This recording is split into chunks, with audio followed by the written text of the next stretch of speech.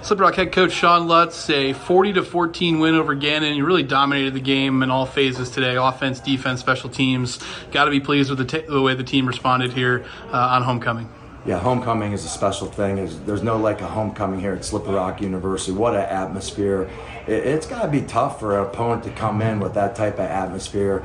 Gives our guys a lot of energy to play. And, I really think we had pretty good from all phases today. From the offensive standpoint, I really like we made some plays when we needed to. That was a tough Gannon defense. They do a lot of different things in the back, and it makes it a little bit tough.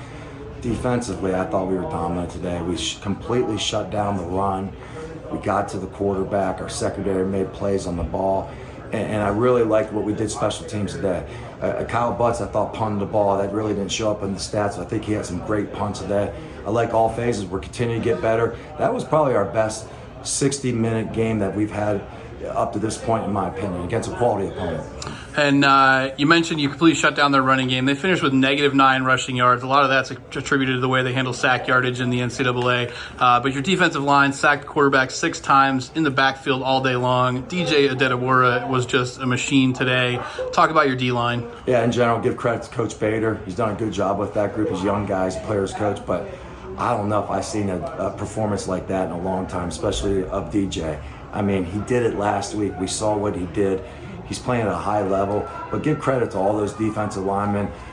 6 sacks we had, that shows up. But to me, the distress of the quarterback today was unreal with that D-line. It might go down as one of the better ones we've ever had in school history. That's how good I think they are. We're completely shutting down the run, and we're getting pressure on the quarterback, so that's a great thing. And one thing to point out, you've struggled with ball control lately the last few games. Turnovers have been a problem. Today, no turnovers for the offense. Defense came up with 2 interceptions. Talk about that. I know that's something you've been focused on in practice, is taking care of the football. Yeah, it was great. We didn't have look what happens. We didn't turn it over each way. We have a jury of running backs on our roster. We have 3 or 4 guys. They got carries today.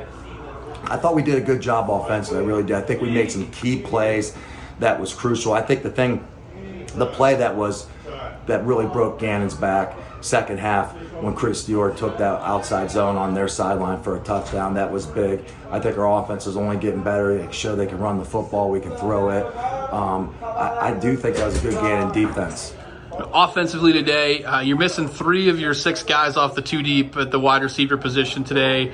Jacob Odom still nursing an injury. Juwan Hall unexpectedly suffered a little bit of an injury during practice this week and had to miss today's game. And then Tyler Settle as well. You had Bryce Profit start his first game. His first catch was a touchdown today. Talk about the way the receivers and the tight ends kind of rallied around those missing guys. Yeah, those are some big pieces. I mean, Juwan Hall, look what he did last week, the week before, and you lose Jacob Odom.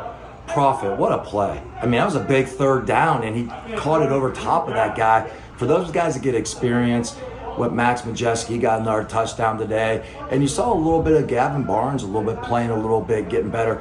Next man out mentality. Next guy step up. They did a good job. We hope we get a couple of those guys back going in this big showdown next week.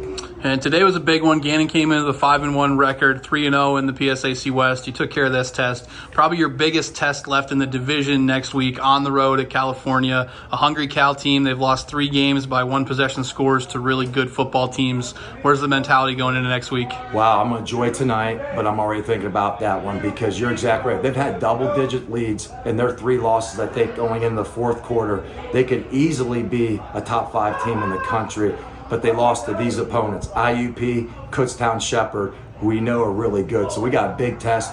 We have beaten them. They're going to be coming at us, and we got to take something from them at their place. So it's going to be a tough one, but we know we need to get this to continue to make that mark and get into the national playoffs. And one more thing, we'll get you out of here with this one. Homecoming crowd today, absolutely jammed to the rafters today. What an atmosphere for a Division II college football game. Talk about homecoming. I knew it was going to be jacked up when I got up here. I saw you at 8 o'clock a.m. in the morning, and they were starting to come after 9 o'clock. It's awesome. I'm so honored and proud to be part of this university, part of being a head football coach here.